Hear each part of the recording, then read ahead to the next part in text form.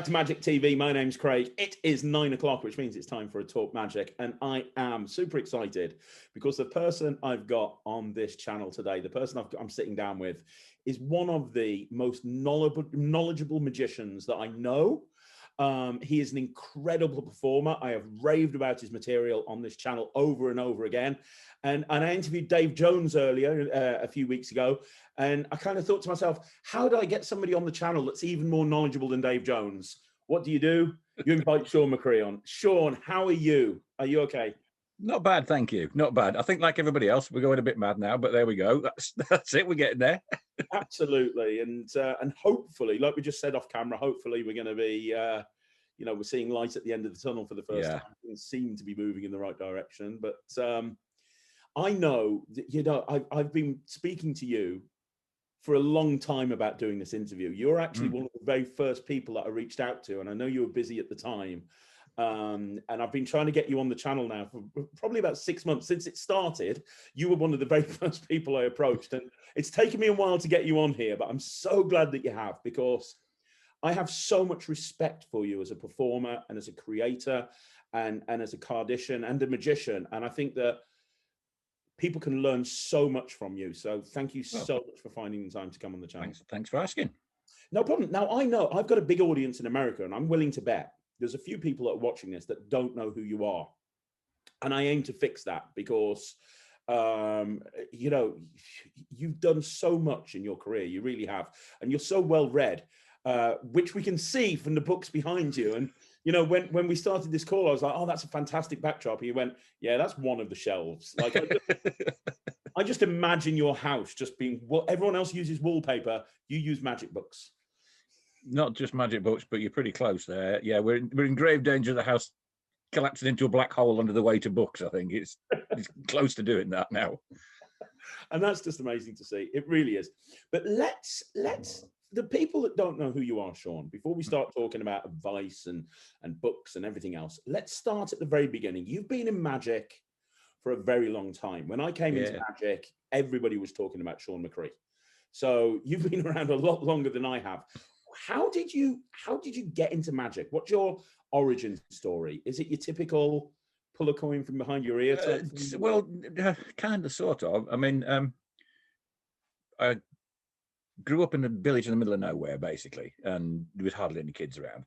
And then when I was 7, I had an accident at school that injured my eye, and I was in hospital for 3 weeks. And because my dad was a GP, one of the consultants that came around, they used to come in and check on me because I was just there all the time.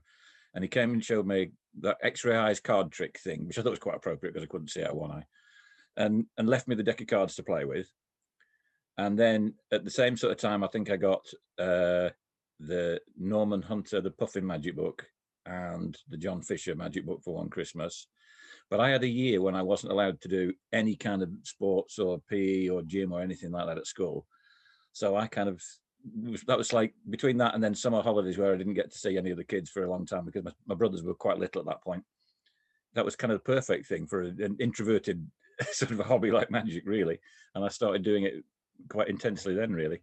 And then I remember seeing, my dad took me to the one and only Preston convention in 1974. And I sort of spent some pocket money. And then I did the first competition that I did, would have been 1977. And that was by accident. Because we went to the Northern Magic Circle convention, and they did have a junior club, and I was doing one of the junior shows. Most of them were based in the Northeast, and I wasn't, so I just went along and did the show. And they said, look, we've had somebody drop out of the competition. Would you come back and do the same act tomorrow in the competition? So my dad went, yeah, I guess we can sort that. So we drove back over. I did the same act, came sort of runner-up, and that kind of settled it for holidays for many years. We're going to Brussels because that's where Shaun's competing, that sort of thing. I just carried on doing it. And you've won a lot of competitions, obviously, through your career. Few. Yeah, quite a few. More than a few. A hell of a lot. What advice have you got for somebody who was wanting to enter competitions? Well, first of all, actually, before you ask that, let me ask you a question. What was your reason for entering competitions? Because a lot of people, they enter competitions because they want to appear better in their marketing publicity. I'm an award-winning magician, but you were entering when you were younger. Yeah, I was. So what's your reason? I was a teenager. I don't know. It became something of an obsession, really. And then as I started to, and then when I saw Gare Copper do his act, and I saw Brian Sefton. It was a friend that took me to see him work, and I thought, that's what I want to do. I want to be a manipulator. That's absolutely what I want to do. So that became something of an obsession, really. And that was the first time I did the IBM Shield. Was that? I was supposed to be at Freshers Week for university, but instead I was at Yarmouth competing. And then it just became. I was driven to do it, really. And then I figured out, I started doing different competitions in different ways. I would go, the first time I would go into a competition, I would go to experience it and feel what it was like, to know how to go back and then do it again properly the next time. You know, and so that was the case, with the one exception being the international close-up ones, because you could buy the videos in those days. You could buy the VHS tapes of previous years, so you had a good idea of what to go in for it for. But I just thoroughly enjoyed doing it, and it just in the same way as I enjoy, you know, obviously you want to win, but there was a whole sort of group of us really that did the stage competitions in Britain at that time that all became really good mates. And you kind of, as long as one of you won, didn't really matter, you know. You didn't really, you know, didn't matter to me that I came second and Neil Roberts had won, or I'd come, you know, second and Mistina had won, or something, because everybody knew everybody else, and it was great fun. And so we became this sort of little clique of performers, really. And then we ended up, by the same token, obviously ended up doing the society dinners and the smaller convention shows and some of the gala shows and all those sorts of things. And it just became a way of life, really. And then eventually you run out of competitions in this country and move abroad and that sort of thing, you know. So going back to the original question, what advice would you give somebody who's wanting to enter competitions? Find out as much about the competition as you can first. Know what it is you're going in for. There are, you know, and competition magic isn't the same as real magic. It's not real world magic in the slightest bit. You need to have, I reckon, for a competition, you need to have an act, not like we would normally go out and do when you're working for 10 minutes to a group of people. I mean, I don't even necessarily know exactly what I'm going to do till I start. But you know, when I did going for that, the close-up act, when I did the coin act, which I did at FISM in 91 and St. Louis, I think I did the Gold Cups competition there in 1990, and that was all sort of themed with clocks and watches all the way through it. So there was running gags of, I'm just going to keep an eye on the watch, because you know, put it down there, and then just another watch appears, and you go, I'm just going to keep an eye on the watch and put it down there. Can you keep an eye on the clock for me? I'll put it here next to the watches, and just produce these rows and, you know, clocks and watches. And at the end, it was just to make sure I'm okay with the time, there's a giant wristwatch appears, sort of thing. So it was all themed as an act. It wasn't pieces. And it wasn't remotely like, some of the bits might have been effects I would do for real people, but the thing itself wasn't. And of course, because I did sort of stage manip acts, they were really tied in entirely to the music when I did those. They were exactly the same. I think for those, if you're doing an act like that, you need to watch Fred Capps and see it perfect. Fred Capps, Jeff McBride. And I think the perfect competition act is probably Soma's Telephones. Oh, it's brilliant. That's everything about that is perfect. And that's what you need to do. You need to watch all those acts, which is much easier now than it ever used to be. I used to wear VHS videotapes almost completely out, watching Norm Nielsen and Jeff McBride and Lance Burton. But I think that's what I'd be saying is, you don't think of it as tricks the way that we normally would do in the real world. It's an act. It's an actual complete act that you do over and over and over again, and put in extra little linking bits and extra bits of magic that are just to tie it all together and make it feel more sort of cohesive, really. Do you think you need a moment in the act that's kind of makes magicians go, whoa? So taking Soma, for example, you've got that moment where he's tearing the newspaper, and then he kind of has that moment where he reverses in time, and the newspaper restores, and then the piece flies up and restores as well. You know, everyone does the torn and restored newspaper, but that's a way of doing it that made every single magician watch it the first time they saw it. They were like, whoa. Do you think you need something like that in a competition?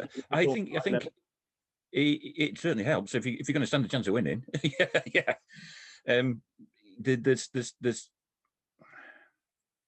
finding those things is sometimes not easy though. You sometimes you start with that and come around about it, and then when we did the Enchanted Garden Act, that was a long time ago. It was the late 80s, and I originally set it out to be so that when we were because I was aiming to do FISM a few years later, and when we set it out, what I didn't want was an act that you could write up as did coins, cards, billiard balls, because that's what everybody gets written up as. So it then became flower petals and roses and all that sort of thing, and tied it all together with a theme for that. Same stuff. It's still cards and billiard balls, and but no different. But it looked different. Yeah. And so I was starting to shape it at that point, and then we kind of went, no, what we really need is a theme to this, and that's when it came with the girl production at the end, which I think everybody kind of figured that if you've got a girl assistant, she's going to be on stage, not hidden out of the way until the very last moment to appear out of nowhere, out of thin air as a shock end. And that kind of, I think that was part of what won some of the awards with that act, because it was unexpected. It rounded off the act completely from, it started with a starting point right the way around to the finishing point. Whether you need to fool magicians is another question altogether. I think it does help if you can, because it's not like doing magic for real people. Real people will just go, when a billiard ball changes colour, it's not, magicians don't. I used to do Jumbo Coin Star, and it was a nightmare to do. And you'd hear literally when you did competition, about 3 places in the audience would applaud, and that's 3 other people that have tried it. The other people that have never tried it don't know how hard it is and why it's worth applauding. It was one of those sort of things, that you get that. If you can do it, I think if you do sleight of hand, making it look that you're doing harder sleight of hand than you are actually doing is a good idea. That gains you brownie points. But then that backfires the other way. I remember seeing Leonard Green not getting the award because they couldn't believe it was. Yeah, I remember. They thought it was Stooges. And it was like, no.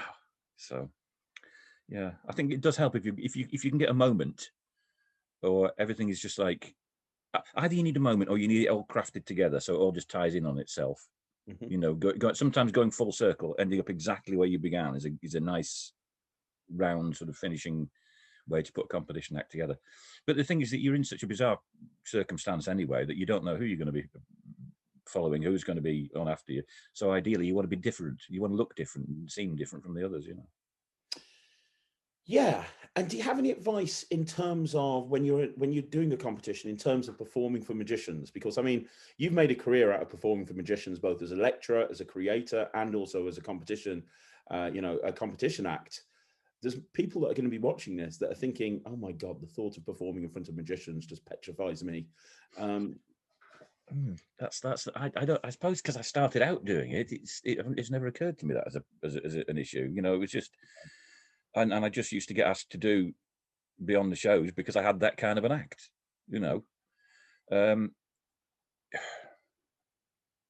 Magicians are weird to perform for.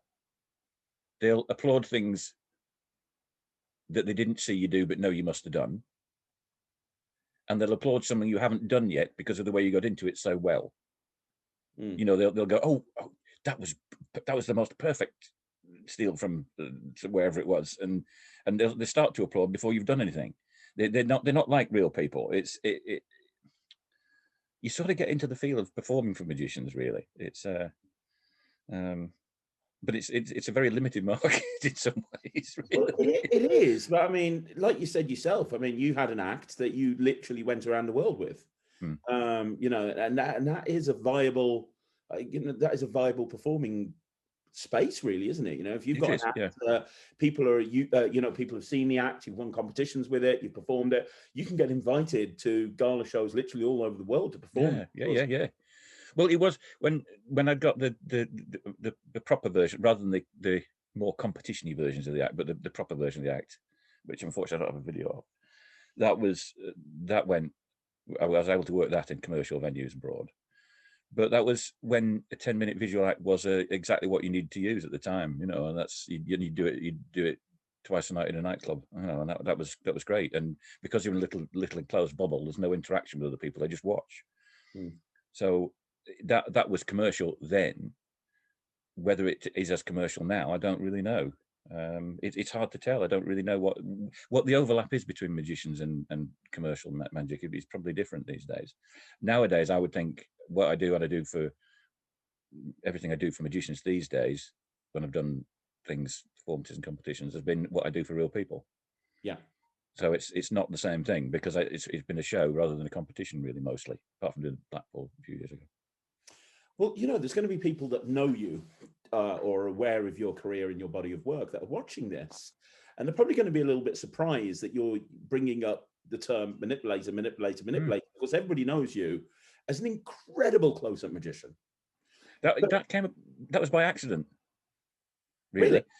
Because when I was, you know, like, so I was when I switched to doing the teaching degree, I was a teaching student. So I was still doing kid shows, a lot of those, because I've been doing them since about 11, really, anyway. So I just carried on. I would come home at weekends and do a couple of kid shows and pay for, you know, my place at college. And then during the summertime, so I did a summer in Zurich with Alan Shaxson and Joe Marble was on that, I think, Emerson and Jane. We did a summer run there, and then the following year I went back to Switzerland and did a run in the in the Pussycat Salon in Geneva, which was very educational when I was a student, let me tell you. Being one of only 2 acts that remained clothed for the entire night. But that was what I was doing, and I expected to go when I went for, because basically when I got to qualified, all my tutors kind of going, "Yeah, we see you're not applying for teaching jobs, then, Shaun." No, I said, "No, well, I'm going to give this a go for a year and see how we get on." And I was expecting to do kids shows and like sort of the end of the pier type shows and the holiday camps and that sort of thing. But that coincided in '86 with that was when those shows started to wind down. They were getting shorter and shorter and shorter and shorter. And because I knew the close-up guys from doing the competitions, I'd chatted with John Hatauka the year before at the convention. So I was getting some idea of what this was about, the close-up magic, but I didn't, apart from doing a few tricks from mates at college, I didn't have anything commercial at all, really. So I sort of fell into it by accident. And there was so little to find in the press in this country at that time. There was only a handful of us really doing it. So you kind of learned on your feet, really. And I think, and I know Dave mentioned Cafe Josie the other week, that that was a turning point for a lot of us, really. I've been doing the sort of close-up for a couple of years by then, but then we were all learning together in the same place at the same time, and it made a huge difference to all of our sort of performing styles. So I came in with, you know, basic sort of close-up skills. I learned the advanced close-up skills along with the guys like Dave Jones and Pete Clifford and Dave Allen and these others, when everything was David Roth material, and we were all just, we would perform Paul Harris for people and David Roth would perform for each other. But I had a huge gap in the middle of stuff that I simply didn't have knowledge about and didn't know any experience of, and I had to kind of learn that gradually as I went along. It was purely by chance. I never intended to be a commercial close-up person at all. But it was just adapting to the It was well, we ended up sort of with, I fell into following because at the time everything was booked through agents. That was what you did. You got on the books of a few agents, and I was on the books of about a dozen, 18 agents, and some of them I'd stayed on for the same agent for many, many years. But that's what the work was. So they would book me to do kids shows, and then I would need some sort of stand-up shows, and then it would be, "Oh, can you do these?" And I think I was doing Bass party nights, because Joe Riding had started them earlier on, about the early 80s, doing those. And some of the other performers were doing a stand-up show in the pubs, you know. And then some of us were starting to do a bit of close-up. So I'd kind of I was learning on my feet with doing all that. And then it just became, that was more workable. And then when we got, and I kind of moved from the Bass nights to the Thwaites nights that then Joe had moved off from, which also meant I had to learn cold reading, because that was on the posters anyway, because he'd been doing fortune telling. So, because they said, "Oh, can you do this character?" And I, yeah. I ain't got a clue what I was doing. So I went for numerology, because I could have a clipboard and I could have a crib sheet in the clipboard, so I didn't have to remember it all. But it was when we got to Cafe Josie and we started working in teams that it made a difference, I think, because there were enough of us to go out and do the big events. And it was novel. Nobody had any idea.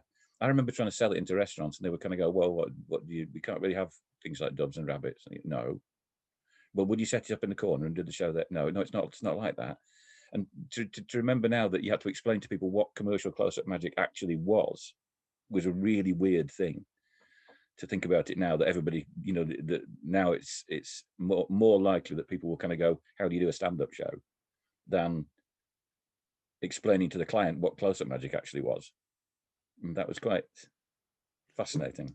There's going to be people that are going to be watching this and they probably can't even comprehend that, because these days it's completely reversed, isn't it? When you get into magic, you get into close-up magic, and then eventually you aspire to perform on stage. But back in the day, that wasn't the case. I remember when I first got into magic, I saved up, and one of the first things I got was a chair suspension.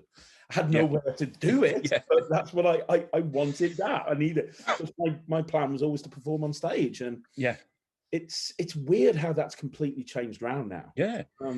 Well, one of the agents that I worked for in Manchester for a long time couldn't conceive of the idea of having a magician at a wedding, so I did his daughter's wedding for free. And then he kind of went, oh, I see I see how it works now. And at that point in time, he would never have booked anybody to do magic at a wedding. They just couldn't understand that it was a possibility, And so I started doing like local dinners. I'd be doing maybe stand up as part of the dinner in the evening. I'd say, well, I'll just go around. I'll do something at the tables as well first, like local rotaries and things like that. And they go, well, what? I'll just pop round and do a few tricks at each of the tables. Oh, okay, if you have to, sort of thing.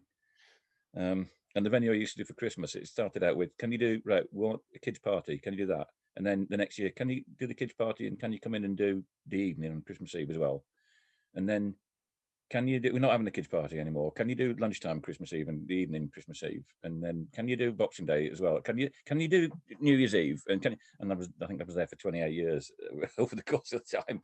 But it just all evolved as it just changed, and it's quite fascinating to me and it's changing again now. What I find fascinating is when people say, well, I haven't done any of the Zoom show, but what sort of material that I do in a Zoom show, and I'm kind of thinking, well, what I would have done on stage before I started doing close up. Yeah.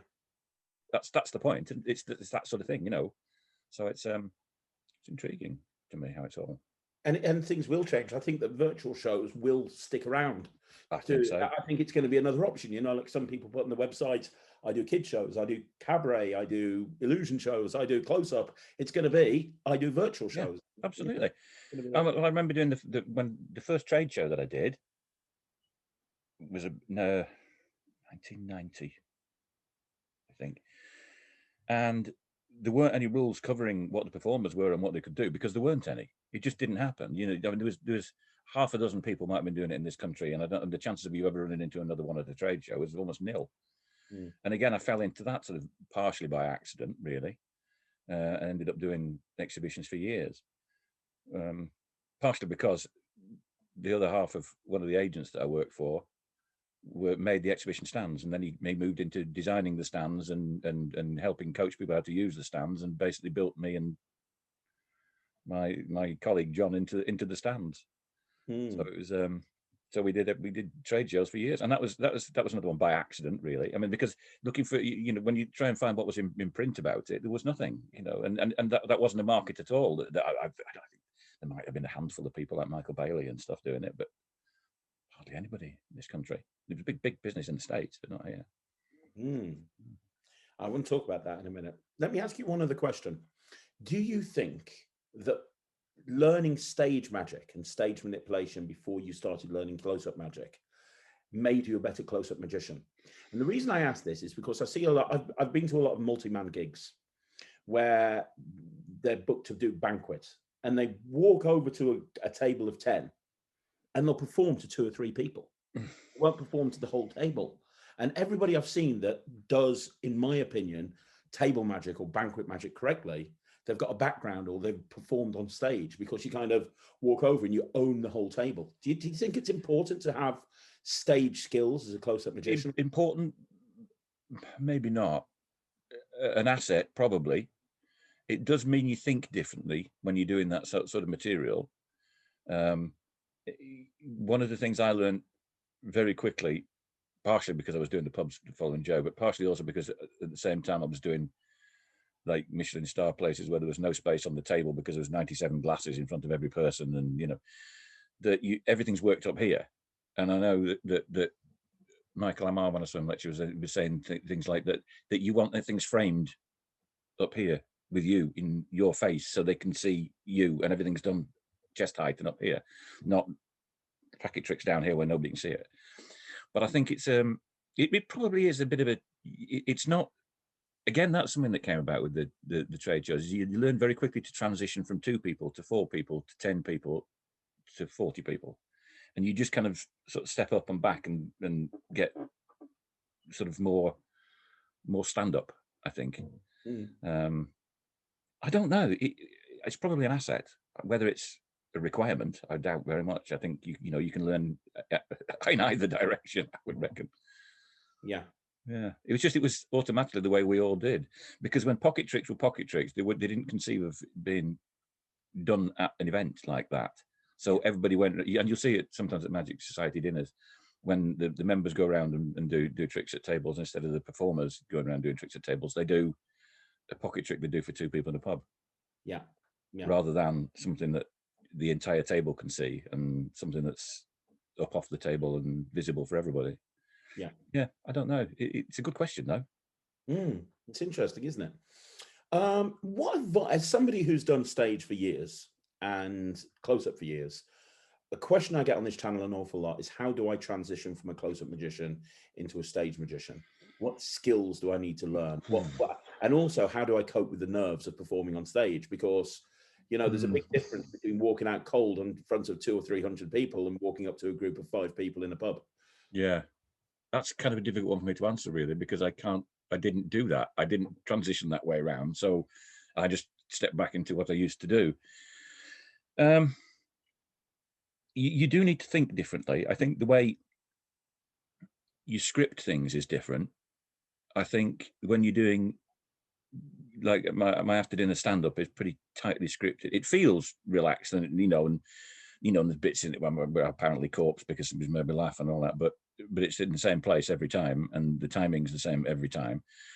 Because if you talk like that when you're performing in close-up, you sound like a robot. You just sound like you're on a script in a machine. You can have a script, but it be one that goes in different directions and you can deviate from. And like I say, sometimes, particularly in a private party, I don't know what I'm going to do until I start doing it. And I don't think the stand-up isn't like that at all. There's a different level of confidence, I think, that comes up with stand-up in front of hundreds of people. I don't know, really. It must be a lot more difficult to transition upwards than it is from stage to close-up, I would think. Yeah. Yeah. The nerves is something, I mean, I used to, doing the competition acts, because I used to be found on stage, and there's always that moment where the music started or the announcement's gone or whatever, before the curtains open, and that moment when your butterflies go in your stomach because it's too late. You've started, you can't run, even though you can't see yet, the curtains are about to open. And I think if you lose that entirely, you lose the edge. You lose the intensity. I don't know. Then again, I trained as a teacher, so standing up in front of people, in front of a hall full of kids and talking to the back of the room was normal, Mm-hmm. So I suppose again, it's all kind of fed into the same thing. I'd been doing it as a performer for years, and then I did it as a teacher, and it's no different. And so it's very little different when you're doing a lecture or when you're doing one of these corporate promo things or whatever. Mm-hmm. Okay, so we've got to the point in your career now where you've moved sort of not from stage to close up, but you've now got 2 strings to your bow, and you've been performing at a very high level since then. I mean, literally. You've never been short of work. You've always performed at a very high level. I want to talk about creativity in a bit, and I want to talk about the tricks that you've released and things that you've done. But before I do, one thing that struck me about you that you don't see with many close-up magicians, and I'm talking specifically about close-up now, is that you do card magic and coin magic at a very high level. a lot of people, they'll dabble with one, or just focus. Like, look at Paul Gordon; he just does card magic, and most people are like that. But you've performed at a very high level with both cards and coins. Was there a reason behind that? That's a good question. Again, I think that probably goes back to the Minipack days, because unlike, I mean, nowadays when you see many of the Far Eastern performers, they'll do literally a card manipulation act, and that's all they'll do. And they'll do techniques that are way beyond anything I could possibly conceive of doing. But there was a format that we sort of had that was the standard thing. And if, again, look at Brian Sefton's act, which to my mind is a perfect example. It used to be you do 3 different kinds of manipulation, more or less. So I settled on jumbo coins, cards, and billy balls, other bits and pieces around it, but basically that. I could sort of do thimbles, but, you know, didn't really. And then something else like the rings, or a zombie, or you know, whatever, that floating ball, something of that sort. And that was kind of the normal way. So it wasn't, when I did competitions for magicians doing the close-up, once I'd settled into a format, I did coins. Probably, again, as I say, that's the David Roth influence, really, at the time, because that was the cutting edge stuff that we were doing at that point. And I just found that fascinating. And things like the tuning fork just set me off as a perfect piece of wonderful magic. I didn't really do card magic for magicians in quite the same way then. But then the practicality of doing it, and again, that'll be the pubs and the restaurants, because that's one prop, one piece of pocket space. So the more things you can do with it, the better. But I'm fascinated with the cheating techniques and things like that anyway. So I just like to learn things, and you know, I can't do all the things I used to be able to do, but I just enjoy learning sleights. Really, I don't like things that work themselves. I don't like props a lot, I'll be honest. So I guess that's why, hence, you know, cards and coins and yeah, elastic bands, things, you know, the props everybody uses. Absolutely. And you've mentioned David Roth quite a few times through this interview. Would you say he was a big influence on your career, or on the style of magic that you? The reason I asked that is because I remember learning and performing for many years your version of Roth's Portable Hole, which is, as much as I love Roth's Portable Hole, and I do love Roth's Portable Hole, yours is infinitely more practical for a real world situation. I think that's a fair observation. Is that I think his stuff is some of the most magical coin magic you can have for a formal performance for magicians or for the castle. But in the real world, you can't do that. And that's something I've spent a long time doing with a lot of the stuff that I do. I don't necessarily create something brand new. What I'll do is I'll get an idea that I think is fascinating. And the portable hole, I just love the portable hole. I think as a concept, it's just genius. So I thought, well, I'm never going to get to perform this for real people.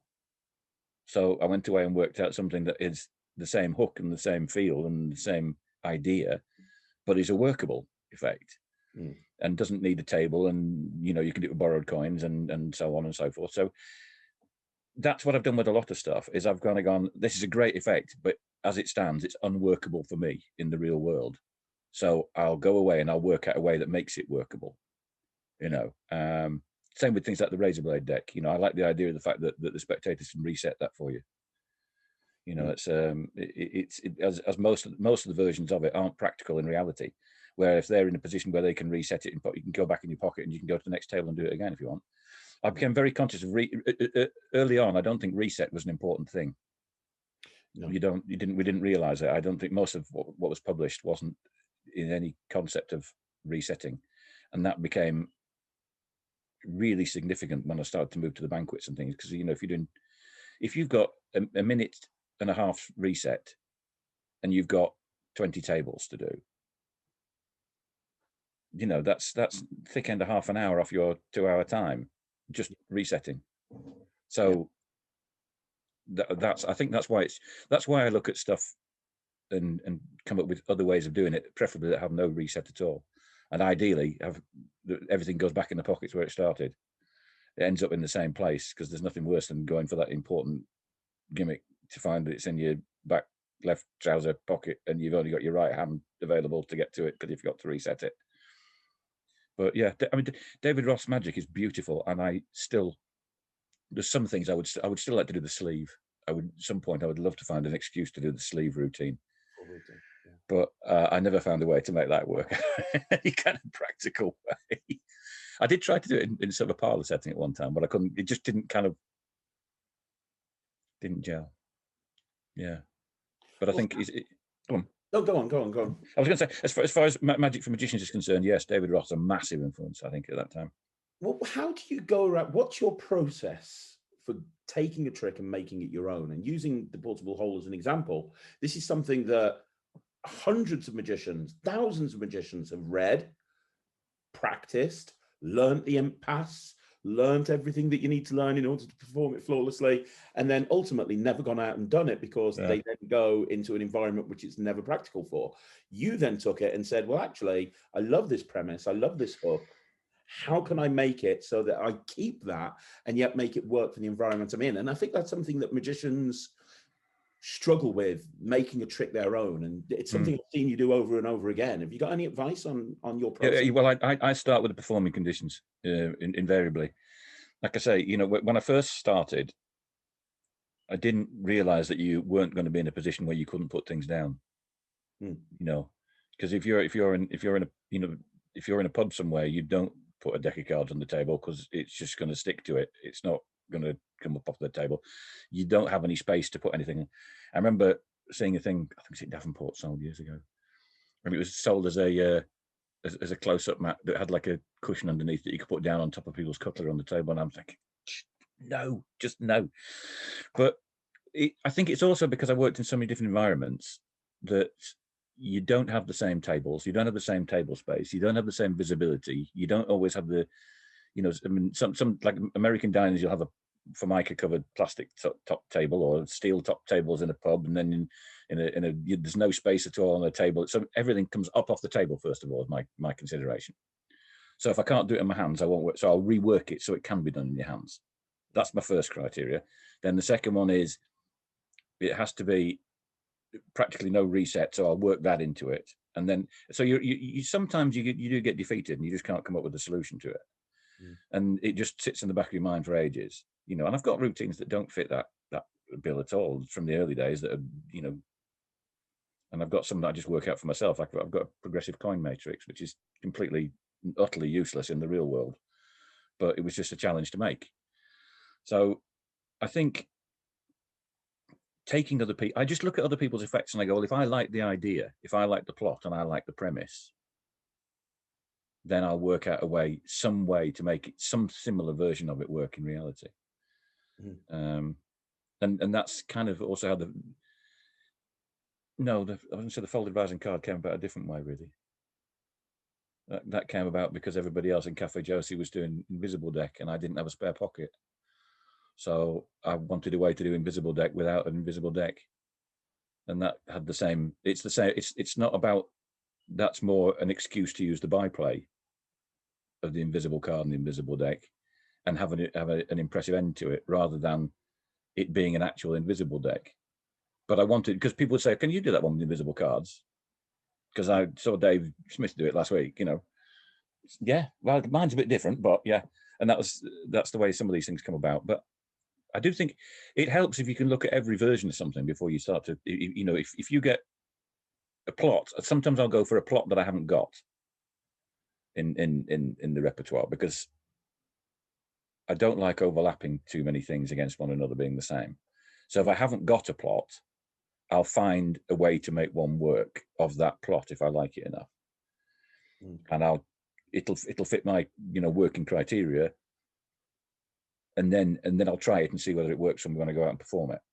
Yeah. That's the thing. The main thing is you just got to do it over and over again for people until it gets right. That's what it comes down to. It just will improve. It just, you start out with an idea. And I think this is one of the key things for me has always been, is that I start out with a script with lines lifted from other routines. And by the time I've done it 40 or 50 times, people have said things to me that replace those lines gradually, bit by bit, and they give me a new script for that particular effect. And that's all about listening to your audience and being prepared to adapt, right? Yeah. Oh, yeah. One of the things I'm really passionate about is the fact that, because I tend to find I'll chat with people a lot, you know, weddings and private parties and things. You just stand around chatting, you know, that you're not, because people have never seen a real magician that close, so they start asking you questions. And I reckon if enough people ask the same question, what's your favorite trick? What's the hardest trick you do? What's the first trick you learned? If people ask these questions, the same questions over and over again, they're basically telling you that's a hook for a routine. Mm. So I'll go, okay, so you want to know what's the first trick I learned?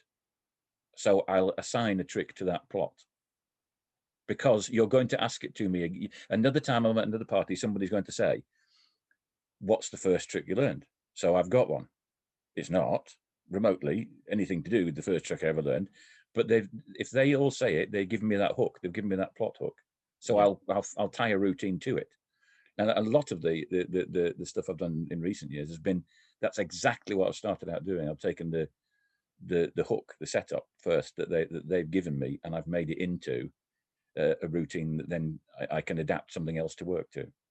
Mm. So, yeah, that's something I'm very passionate about. If they ask you the question over and over again, then they're telling you they want to know. So why not show them rather than tell them?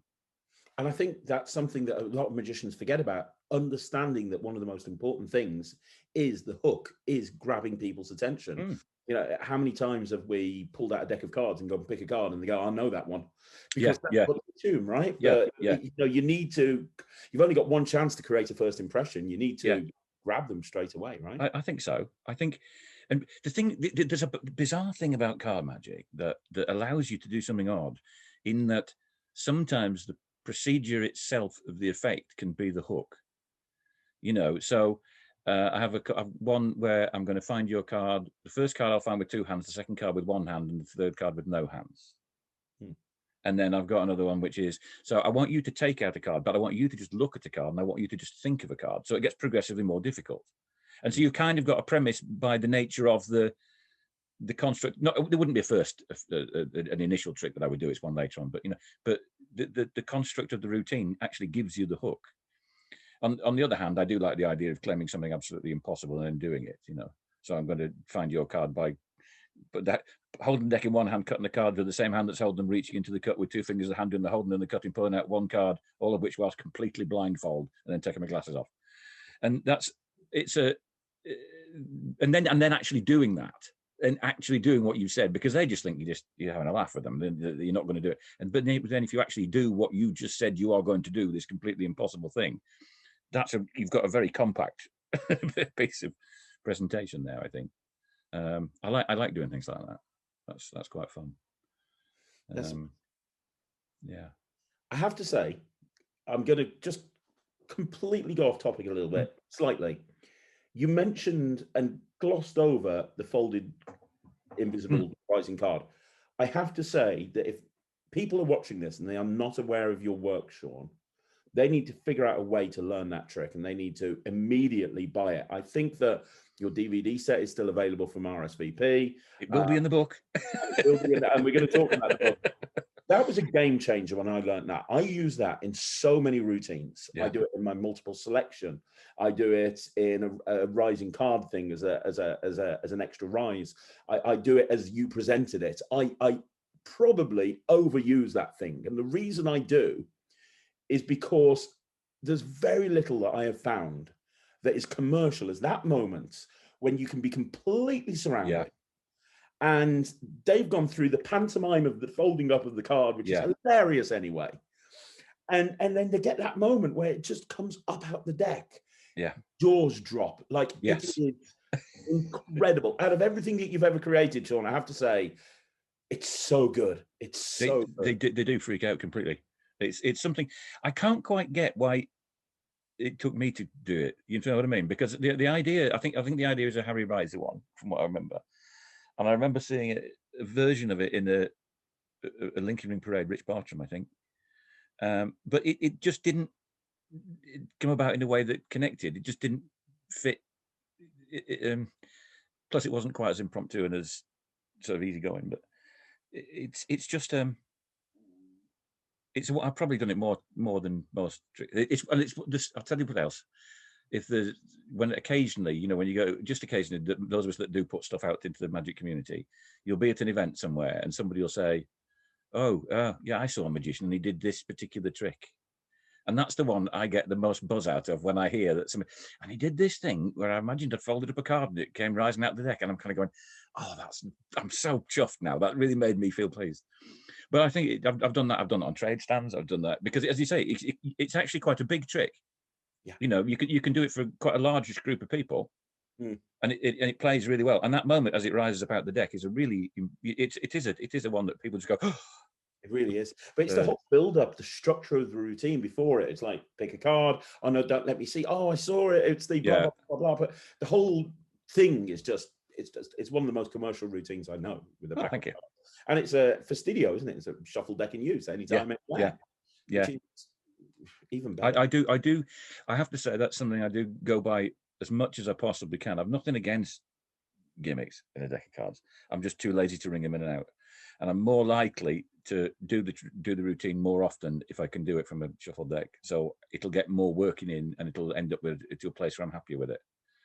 And then sometimes they'll drop out of the repertoire for a bit, and I'll put them back in again later on. You know, but but that one is so I'm having to replace the card. That's I think that's one of the ones I'm more proud of. That one and the coins through the slot in the card. I like that one. That's so much amazing material. You really have. Have you got any advice on actually approaching people? Because obviously you're an expert when it comes to mix and mingle. And I've said on this channel over and over again, the thing that a lot of magicians gloss over is, and that, you know, it's not about the opening trick. It's about actually going up to a group of people and get a group of people that are deep in conversation, and you have to interrupt them and get them to like you enough to want to see magic. Yeah, that's the most difficult thing. And that's when we learn magic, we don't learn about that. We learn about, okay, did you drop a red penknife? No, how about a white penknife, or whatever it may be. Yeah. But really, it's more about the ability to be able to get these complete strangers to want to actually spend time with you. I think there's a some of that it comes from reading the people. You know, it's like you learn in the restaurants that if you got your back to a table, you're invisible. So you can listen to what's going on at the table, and you kind of go, I'm there in the middle of conducting a business deal. I don't go anywhere near that one, you know, and things like that. And so that starts it. And then when you're doing, I think it's the first group that you go up to, particularly if you're doing like, you know, cocktails before dinner sort of thing. It pays to take a few minutes to read the room a bit first and look around, see what kind of groups they're in, see what kind of groups are enjoying themselves, and see what kind of groups are approachable. And when you get one that's open, where there's a gap and it's open, it's much easier to approach than one that's tightly closed in and everybody's kind of shoulder to shoulder. But there are a lot of times on those, I'll kind of, if you're brandishing a deck of cards these days, they'll go, oh, it's a magician. And you go, well, sorry, I'll come to you. Somebody's got to be first. And you go and do that group, and once they laugh, you're away. Which that didn't used to be the case. You did used to have to use the sneaky techniques to a certain extent to get in. You know, I used to use the paper to money all the time for that. But it's just about. Have you done one of these with Harry? Harry Robson? Yeah. Not yet. No, I'm going to. But I'm going to tell you, and the best I have ever seen. We did the dinner for a psychopharmaceutical conference. And we were just about to start the first group of people before dinner drinks. And Harry goes, right, takes the deck of cards, walks up to the people, puts the cards in his pocket, proceeds to talk about his blood pressure and statins for 10 minutes, and then just start entertaining them by talking to them. That's the point. It's just because he's Harry. You know, it's got nothing to do. It's if you were at a party and you walk up to a group of people and you're going to just go and talk to them anyway, you're not necessarily going to do a trick. Yeah. You know, and it's kind of the same. You need them to like you as a person quite quickly. Quite how you do that, I think, just comes with time. Really, I think it's you also don't. The other thing is you can't come across as you are the I'm the big entertainer and I'm the center and the reason why you're here, because you're not. If you weren't there, the event would still be going ahead. Exactly. And I think there's an element of that as well. Is that you just go up and chat with people. Really, it is more about just having a chat as much as it is doing the tricks. Really, it's difficult one. And for somebody who's performed at such a high level, and like I said to you before, you've never been short of work. You've always been very, very, very, very busy. What do you do to make yourself be memorable, to be remembered? So that those people that have watched you in 6 months' time, when they're considering booking a magician, they come to you as opposed to Google. I think it's the thing. It's the attitude and the friendliness and the things like that. It's the same reason. And I mentioned this just the other day on one of the forums. I think there's something about being with some of these people. You become part of the family. I've had some clients that have done, when we did the second DVD set, that was actually for a corporate client on a paid gig. Oh wow! Because I've known them so long and I've done so many things for them that they were, oh yeah, fine, absolutely no problem at all. And it's and things like, I not so 2 or 3 years ago, I did a silver wedding for a couple whose wedding I did 25 years previous, obviously. And I've done, long service awards for a company long enough to actually be eligible for one. And I've seen people be there for the 15-year award and then seen them again for their 25th year award.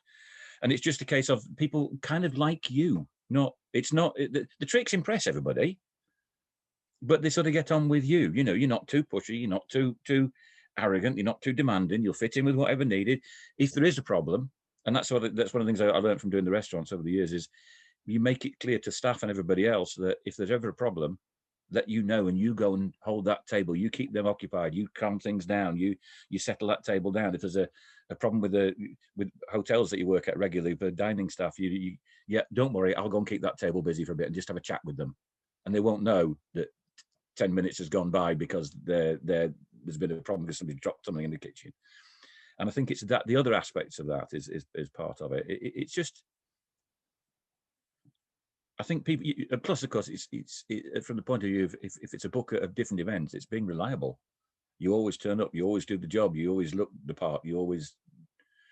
It's because they're the ones that are going to book you more often than individuals. Although some people have done lots of things for over the years, and I think it's that's what it is.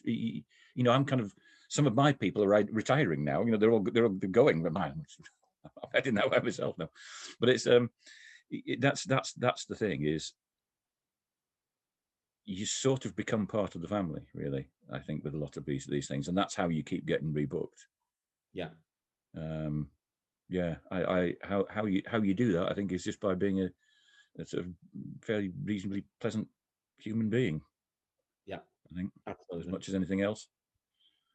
Absolutely. Now let's talk about creativity, because obviously we've talked about your career as a performer, but you've had a career for many, many years as a lecturer and as a creator of magic.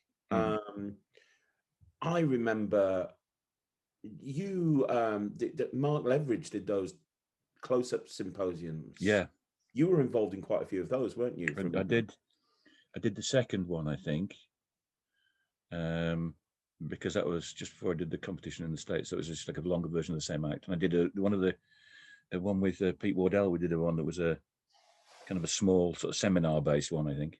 I remember. But well, it kind of goes with the territory. It's I don't make things to sell at all. I don't produce that kind of material. I do stuff that I think is interesting and different.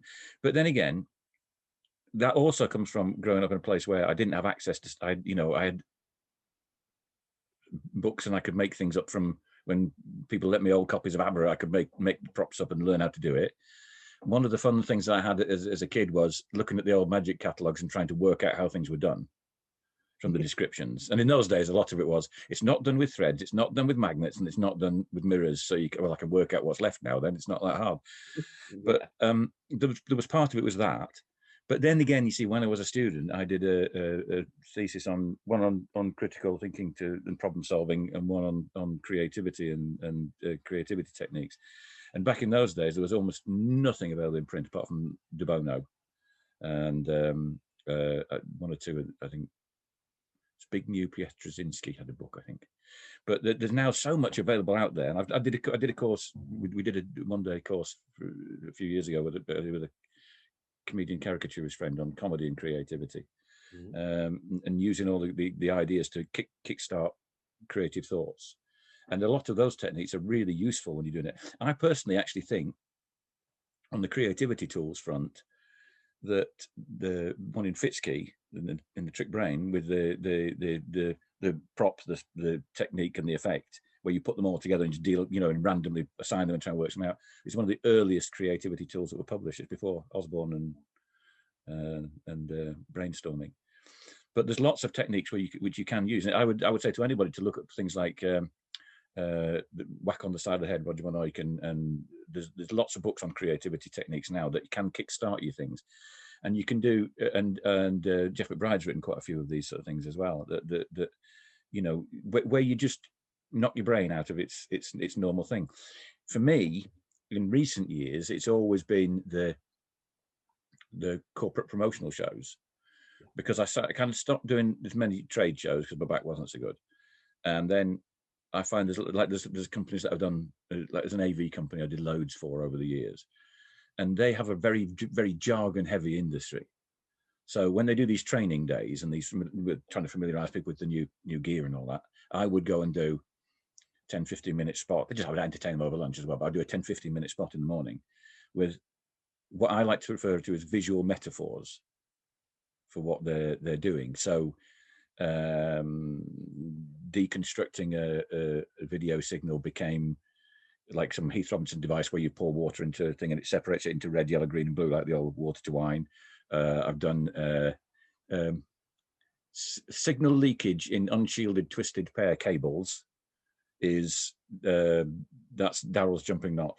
So you twist the two and part of the white knot jumps onto the red rope. So that's the signal leakage. And these sorts of things is, you do need to just put yourself in an odd space and just generate hundreds and hundreds and hundreds of ideas. Yeah. And I do some of the mind mapping type techniques for those. And literally, I will put, and it doesn't matter how many ideas, and you can't be too judgmental. It doesn't matter how many ideas you make. One is all you need to use. Yeah. So you can generate hundreds and hundreds of ideas. And I did a talk for some of the juniors at the Northern a few years ago, saying about how doing a competition act like that, and we put an act together that way between us as a group, and it is because I'm a teacher. I'm qualified as a teacher. I'm used to doing these sort of things. But you start with a theme, and then you go outward from that theme, and then you go out from those sub themes, and then you kind of connect them back to one another, and that's how you do it. When it comes to creating commercial magic that I perform, that's a bit different. That's not the same way as creating the ideas for specialist shows like that. Yeah. When I do that, when I'm creating that, that's because I've got I just have an idea that, and then I start going sideways with it and just generating other possible outcomes from it. So it's yeah. See, one came about with one of the Facebook groups, and they said, well, we've got a challenge for everybody to learn something that's so out of your comfort zone it's untrue. So everybody's learning rings, zombie, whatever. Well, I'm thinking, well, that's cheating because I started out that way. So I'll work out a walk around card set that hasn't got any sleight of hand in it at all, because that's about as alien to me as it's possible to get. Yeah. And it took me ages to do it, but I came up with something that I actually do use quite regularly now. So because it was a challenge. Yeah. That's why. It was just something, like I say, that the progressive coin assembly, I'd never seen anybody do one. So that's why. There's no real just what do you realize when you do some of these things? Why you've never seen one done before? Because it was a stupid idea in the first place, really. Or it's far too difficult to do, or whatever it is. But then you get something that springboards you onto something else, That's what I think, anyway. No, that's really good. That's really good advice. It really is. How did your DVD set come about with RSVP, with Russ Stevens? Because obviously, and I've said it off camera, and I'll say it again now. Anybody who's watching this, I know we're going to be talking about books and things in a minute, which is amazing. But anybody who's watching this should immediately rush out and get your DVD sets, because they are incredible. And I told you off camera, what was great about them is it was almost like a masterclass in how to perform commercial close-up magic. You were in a real world environment, Yeah. and you weren't just like, here's a trick, here's a trick. It was like, well, let me explain why this works, and let me explain about the angles. And it was brilliant. It was brilliant, absolutely brilliant.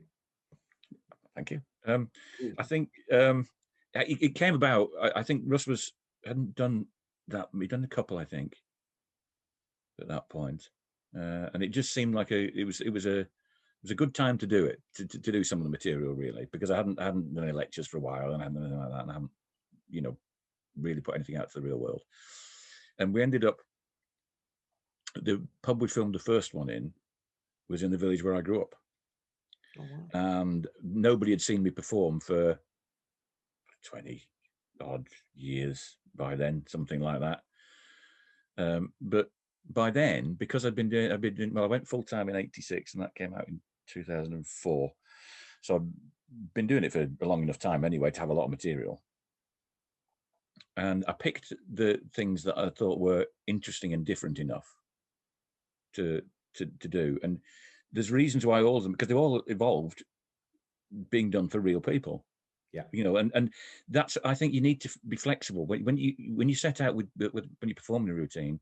When you first got it, you don't know what shape it's really going to be, and sometimes it ends up something completely different from what you set it out to be, because you realize I had a routine that I originally designed for Chris Congreve's carding lighter, and then realized actually that it worked better in the card case, and so all the effort I'd gone to work out a routine for Chris's brilliant prop was now a completely different routine.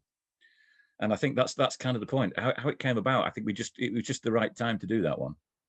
And Russ wanted to do something, and because also Russ was doing it in the real world, which wasn't all that common back in the first place then. And I kind of wanted it to be done that way, not like the old Stevens videos with the tame audience, Much as I enjoyed Paul Harris and Mr. Hand, that wasn't quite that's what I grew up watching, all those on VHS, and it kind of just seemed right to do it then. And so I picked a lot of what was material either that I'd been in magazines or I'd had it published in other places, and it seemed like the right stuff to do. The second one was just logical to do the next one, and then, but that one, as I say, we did it on. We had 2 goes trying to do the material for it. Russ has had some terrible nightmare gigs with us. Again, with Harry, we did when Harry was doing one of his, and Russ was filming it. And we did it at the Adelphi in Liverpool, and it was for student event organisers. Okay. Yeah. So we're just doing pre-dinner. That's all. So we go into this, and it's a huge room in the Adelphi, and they got us. They've got caricaturists, because my brother was doing one of those, and they got crazy waiters. So we go into the room. The crazy waiters are pulling their hair out because the beer's all free and there's nothing for them to walk around and do, just in bottles. They turn all the lights down so the caricaturists can't see what they're doing. They start doing sections from Chicago on the riser at the front of the room with all the full-on music, so we can't be seen or heard. So Russ turns to us and goes, "Are all your gigs like this?" And we went, "Yeah, pretty much. That's kind of the way it is." So he and Harry went downstairs to work at a wedding that wasn't, just to try and get some footage. It wasn't one Harry was supposed to be working at because we couldn't do anything upstairs in the actual gig. And so some of these things just so when we did the second one of mine, we tried 2 gigs that didn't work, and then we did that one because I'd worked for that company so many times. And the interesting thing for that one is it was an international audience, so it made it a bit more of a challenge to film it because they were from all over Europe. So it was quite good fun to do. But it was nice to do some of the things that. So we literally said, if you want to just come stand outside and then watch some of the other bits and pieces. Yeah, great. We'll come and do that. And so and it just became a whole thing for the rest of the night. And it was just. But again, it's because it's the people I chat to. You know what I mean? That's why the DVDs are like that. I think about everything the way it's performed because I think about everything the way it's performed. I don't like bad angles. I don't like tables. I don't like reset. I don't like, I've got a problem because if it's got those problems with it, I won't use it, or I'll rarely use it. And if I use it rarely, I want it to be simple enough for me to remember. That's the other thing. So hence my chop cup routine with the dice is not hard to remember because I don't do it all the time because it's table surface. But when I do, I know what I'm doing. Yeah. So it's just simply the right time to make them. Really, it's quite fun. So yeah. And since those DVDs, you've not really released anything. No. But now a little. I mean, you've kind of alluded to it earlier, but a little birdie has told me that the news on the grapevine is that you're going to be writing your own book. Is that right? Well, I mooted it a few years ago and started writing one or two things down and I'm digging out old lecture notes and rewriting stuff and things like that. And then not last year. I was going to say last year, but we've lost a year. The year before last, I did a lecture for Blackpool, and I decided to do something different from what I was going to do because I've been having some problems with my hands in recent years. I've got degenerative issue with discs in my neck, and I've got radiculopathy, they call it. So it affects all the nerves and my hands. I've lost a lot of the fine motor control in my left hand and some of the pressure techniques. So things like a riffle pass, I can't do a proper pass anymore. Wow.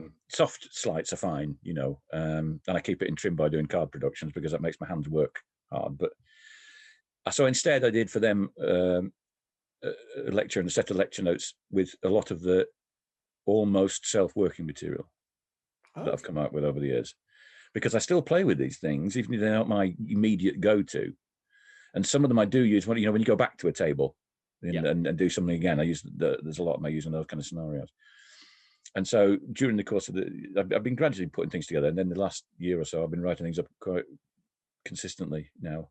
I've still got all the photographs and everything to do, but I've rewritten a lot of old routines and written up a lot of routines that have never been published and never been in lecture notes or anything else. So I'm aiming on doing something soon. So when is it coming out? Are you self-publishing it, or are you going through a? I haven't got as organised as that yet. I have talked to a couple of publishers, and I have spoken to people that have published around and see how we get on. But I've got a lot of what I'm doing, because I did a project a few years ago that I didn't ever get around to publishing, about doing the corporate promotional stuff and trade shows and all that sorts of things. And then because the world sort of changed and I stopped doing them, I thought, well, it'll be out of date now anyway, that kind of material. But I've got a lot of essays on that sort of side of things as well that I want to kind of think about including. So it's a case of picking what fits with what and what goes in, and whether we do it all in one go or more than one publication, I don't know yet. Yeah, well, that's the other question I was going to say, is how much material is it going to be? Is it going to be a Roth book? Is it going to be a Roth style book, or is it going to be a Super Magic style book? Or I think we're talking 100 odd routines, something like that. So yeah, something of that order anyway. So I know I've got a couple of people looking over the ones that I think I've sent about 40 just regular deck routines to have a look at and see which. Wow. Well, you see, this is it. I go through fits and starts of producing stuff. Sometimes I just get into a zone and I'll wake up in the middle of the night and the most of the routine's there. If I've had a bad night and I'm lying awake and I'll wake up, and by the morning most of it is in a rough enough shape to, it's workable. It may not be performable, but it will work as a routine. And then the other thing is, because I did the same place for Christmas for so many years, to the point where I was seeing people come back that I'd seen as kids 20 years previously, and now bringing their own kids. So every year I had 3 or 4 new routines for them. And by the time you've done the whole of the Christmas run, it's worked itself into be, a commercial routine. And some of them stayed in my working set, some of them didn't. Some of them go into they all work, but they may be too similar to something else, Yeah. So yeah, I've got quite a lot of material, really. And I'm still making stuff up as I go along now. I was going to say, is there going to be any routines or information on stage magic or manipulation, or going back to... Thought about that. That's a bit more difficult, really. I would like to do some stuff, because I've got some work on jumbo coins that I don't think has been anywhere else. And I've got a lot of things that I've just done for myself, because I like to keep my eye in on what everybody else is doing. And I have this thing ever since I saw Vito Lupo do an act many years ago when he was doing the mime act. And it was everything transformed into everything else. It was beautiful. There was just, and that became a sort of a halfway theme for many of us that were Jeff McBride influenced and J. Scott Berry and people like that, that we all saw that and wanted to do that.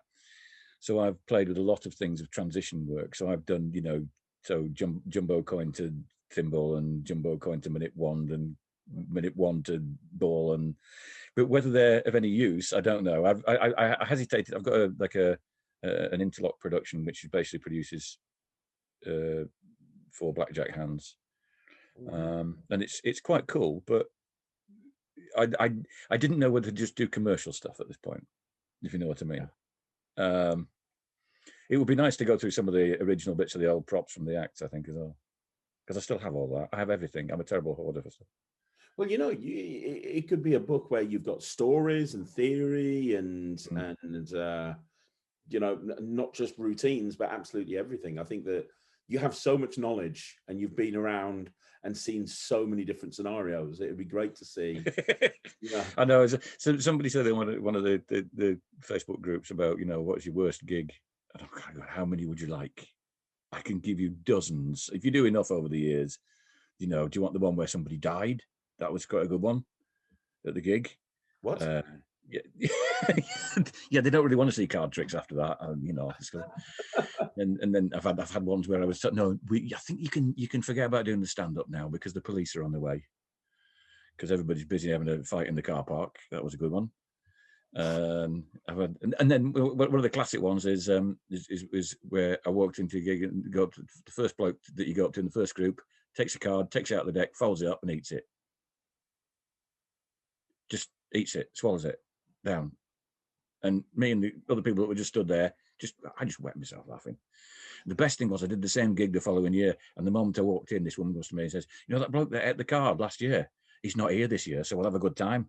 And I'm thinking, and that's all that was remembered was this bloke just literally, there's nowhere in any of the books does it tell you there's an out for that. Just, I'll take a card, I'll look at it, I'll fold it up, and I'll just eat it and swallow it. And I'm just looking at it going, what did you do? That's crazy. I think that when you've had a certain amount of experience, you've seen some stuff that a lot of people just won't believe. Yeah. Well, you don't talk to other working performers about the good shows because they're the normal ones. Oh yeah. You talk about the ones where someone went hideously wrong and you manage to just about get away with it. Usually, some absolute nightmare scenario, and you just cope somehow. I remember being booked to do a stand-up show at a corporate thing, and it was for all of their staff. There was about 300 people in the audience, and the MD was having a chat beforehand. He was going on stage and talking about stuff, and he just casually mentioned at the end that he was laying off 25% of the workforce on Monday. Yes, done that. Right? Just 25% of the workforce, and we'll be reaching out to you on Monday. And by the way, here he is, the magician. Yeah. Hey. We did a walk around one in Southport, and I'm sorry, but the company's been wound down, so you'll all be made redundant. So enjoy the night. And we had to walk around doing card tricks for 2 hours. Just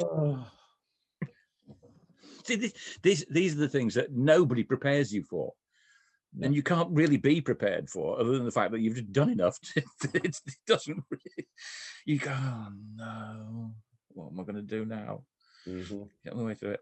I've got an absolute gem, if you want to hear it. And it was between somewhere. The miscommunication was between the booker of the actual group that were coming to the hotel, who was a regular one we worked at, the agent who they got in touch with and contacted me, and it was Christmas Day, right? And I turn up to do this gig, and I've got my close-up case, and this lady who was the original organizer of the event, came and said, "No, I don't want that thing where you go on the hotels. I just want the show at the end of lunch, thank you." And it's like all these saga people thing. And I'm going, right, well, my show at the end of lunch is 60 miles away. It's at home. I'm thinking it's not here. So we don't want you going around the tables. I don't like that. right? It's Christmas Day, so there's no shops open, can't go and buy anything. So I literally went through my case to find anything that I could do a stand-up act with. Borrowed, lemon from behind the bar, and and some envelopes, and literally that sort of thing. Did the folded rising down. But that's literally, so I put together a 20-minute stand-up act with what was in the case and what I could scan from behind the bar. And at the end of the day, fine, great, round of applause. And then the booker lady came up to me and said, that was absolutely brilliant, just what I was looking for. It was like real magic, no magician's props and anything like that. Fantastic, it's just what we wanted. I'm thinking, if only you'd known. I have no idea. I'm literally making up a stand-up act as I'm going along, from bits I could remember from the years gone by. Oh my gosh. That was fun. That was yeah. I wouldn't do that again. What you've just said there, that's the attitude that I think that people need to learn when they first come into this industry and they decide they want to be a professional, whether it's be a semi-professional, professional. What you just said there, that was fun. I think you need to look at every situation and just go, well, look at the bright side to every situation. If you're kind of constantly going, oh my gosh, this was terrible and this was terrible, yeah. you're not going to last in the industry very long. No, you're not. No, I mean, so many times when we did the trade shows, it wasn't right. Wing it, lads. You got when we did it because how that used to work was because I used to work with my colleague John, who was a human statue, right. And we were built into the stand. So John would be a mannequin on his plinth with a cable coming off it that was like gaffer to the ground, like it was all real and fully, and he'd be dressed with whatever was appropriate for the company we were working for. And I'd hook people and build the crowd and do the qualifying questions so stand staff could see who were the right people. And then we would get to the point where we would go, right, so, but wouldn't it be good if you knew what your clients needed before they did? Well, here at XYZ, we think we've got that cracked. So if you can just look at the card, remember the card, they'd step forward. If you press the red button, John would have a big red button on the plinth next to him. They'd press the red button, and as they got to press the red button, he'd suddenly come to life, grab them by the wrist and go, 4 of clubs. And then they just go straight up in the air. And ladies and gentlemen, that's the entertainment. But if you're interested in, and we pre-qualified the crowd anyway, and put them on the stand in the machine, and it worked. We did one in Sweden for a motor show, and it turned out it didn't work that way because they wouldn't stop for me. They don't like that. So we had to swap it around and put the mime at the front and bring me in later on once they come onto the stand. So we had to make it up as we're going along, literally. But yeah, we had a lot of fun doing that as a machine. That's how I met my wife doing the trade show doing that as well. Really? Yeah. We were at the NEC. We did. John, I think, was a French chef on that one. It was a cake decorating company that we were working for, and they'd put us in a hall that did greetings cards, which made sense. But it turned out it was too much of a thoroughfare for everybody else coming through the trade show. So there was I stopped somebody that repaired steam locomotives for a living, and and somebody that was a mail order catalogue for beekeepers and something. So it wasn't really any good to them. So I just said, look, never mind about getting new clients. It's not going to work. It's the wrong stand, wrong place. Just get us in the exhibition press. So I started stopping anybody. And then on this particular afternoon, this little lass, all dressed in black, coffin-shaped handbag, long purple hair, she's not going past my stand. So I dragged her back onto the stand to do a card trick. And so, it would be good if you knew what you did before they did here. She goes to the button. John comes to life and goes, 4 of clubs. Nothing. Not a flicker of reaction. She turns to him and just goes, do you mind? I'm doing a card trick with him. In all the years we did that, that was the only ever time we had that reaction. And then I ran into her at a social event in Manchester from a different trade show a few weeks later, and we'll be married 20 years this year. It was just the most unique response that I've ever seen in all the years we did that. Crazy. That's mad. Yeah, that was quite cool. Well, she's a bit odd. That's just crazy. Right. Well, let me ask you one more question, because it's been an incredible interview. And before we wrap it all up, I want to ask you one more question, which is, what's next for you, Shaun? And this is a question I ask everyone I interview, but your legacy is set. You are so well known for many different reasons. One, for everything that you've done through your very long career and competitions and lecturing and creations, but also you are very active on the online community. Like, you're very active in various different Facebook groups, and a lot of people who are in a completely different country know of you and value your advice and your guidance, which you give freely in all these different groups, which is wonderful, even though they might not have ever seen you perform. You've mentioned that you've got the book coming out. Is there anything left on your magical bucket list that you want to hit? You've done it all. That's a good question. Yeah. I know. It is because I'll tick that off. I think I'm probably going to settle to doing, because there's a limit to the kind of stuff I'm going to be able to perform going forward. I know that's the case. We have to wait and see what the neurosurgeons say and all that sort of thing. But I think I'm more likely to settle down to creating things that are less practical, but I would like to do, that don't have to be, because I've tied myself so much. As I go back and I look at, when somebody asks about what's in such and such a book, and I'll get it off the shelf and have a look at it, and because I do that for references for people for a lot of things. And I look at it and I go, do you know, that's an absolutely brilliant routine, but I glossed over it because it's not. It needs a table, or it goes, and I think things are changing now, such that the things I had glossed over are no longer impossible to do because of things like the Zoom shows and stuff. So I would like to go back and create things of that sort now. That's what I'd like. That's what I think is the way I'm going to be heading now, simply because I've been too restrictive on what I've done. Because if it didn't go from a regularly shuffled deck, if it didn't fit in the right pocket it could belong in, if it didn't do instant reset, there's a long list of things that you would put on normal commercial use material,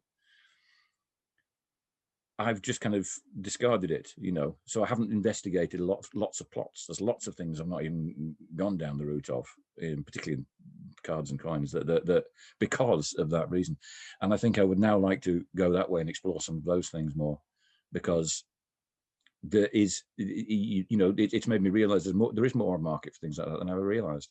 There's more of a commercial use for it than there ever was before. And I think that's where I'm aiming on going, I think, now.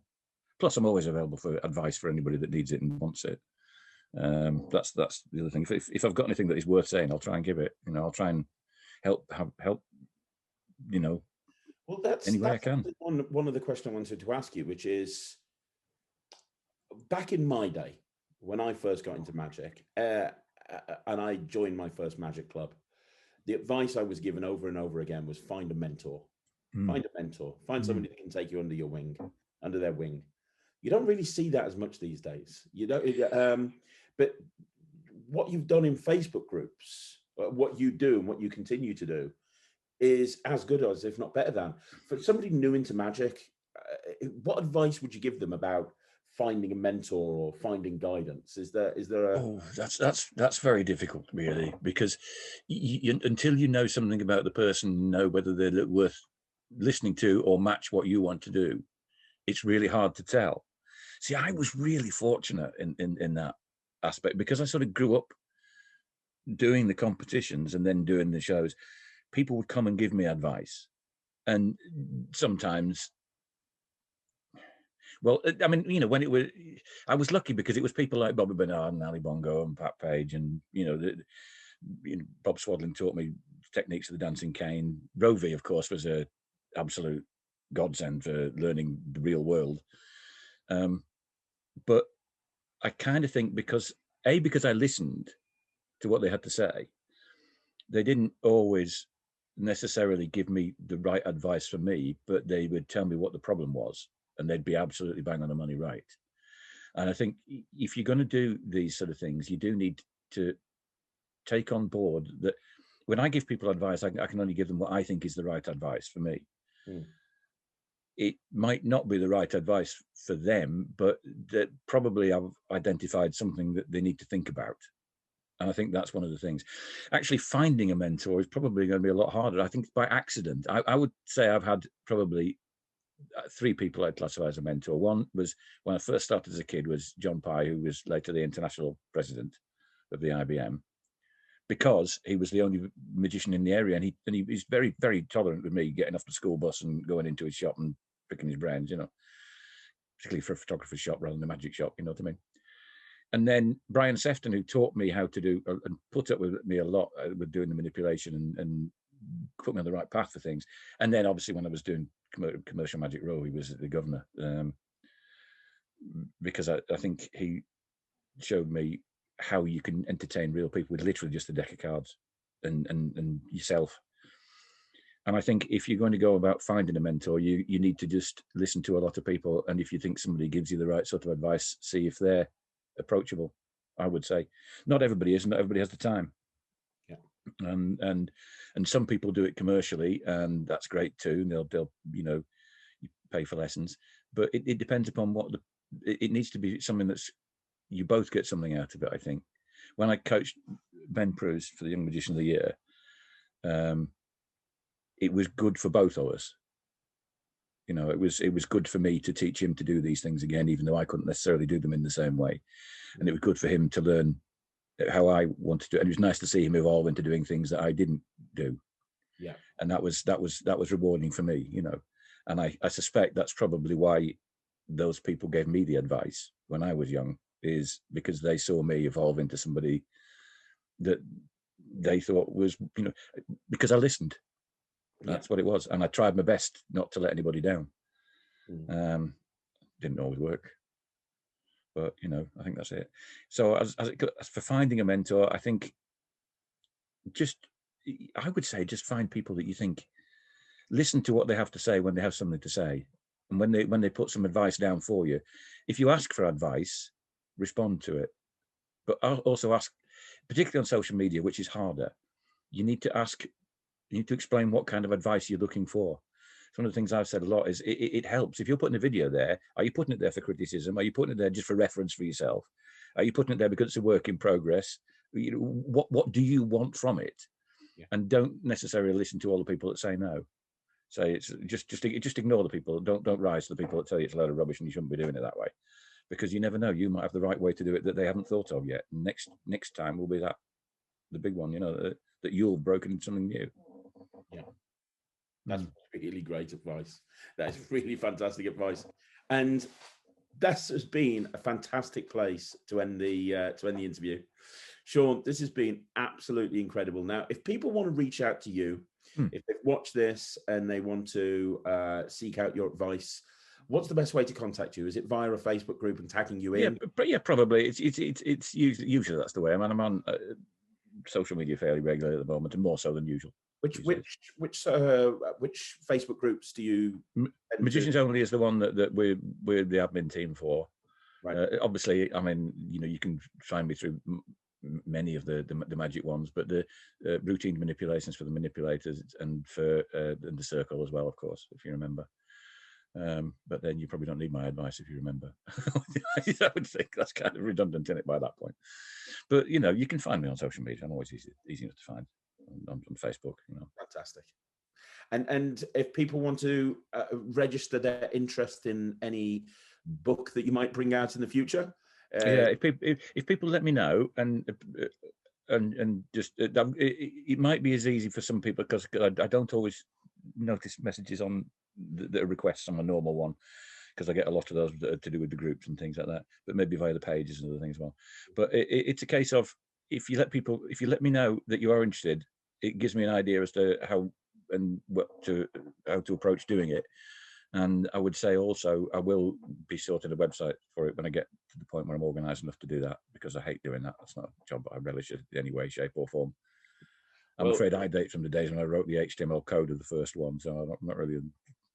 Well, I'm telling you right now, you can officially say that, yes, I'll be the first in line for any book that you decide to buy. Literally the first one in line. Please take my money. Absolutely 100%. Shaun, this has been an amazing interview. You're an amazing person. Thank you. You have done so much for the British magic community, and you continue to do so. And guys, do me a favor. Leave a comment down below, because like Shaun says, he is active on social media. So if you leave a comment down below, I'm sure he will see it. Yep. But Shaun, one more time, thank you so much for coming on. Thank you once again for asking, mate. It's been great fun. You're amazing, mate. Guys, don't forget to subscribe to the channel if you want to see more videos like this. Like the video, leave a comment down below, and I'm going to be back again tomorrow with another video. So I'll see you then. Thanks very much. Shaun, take care. Cheers.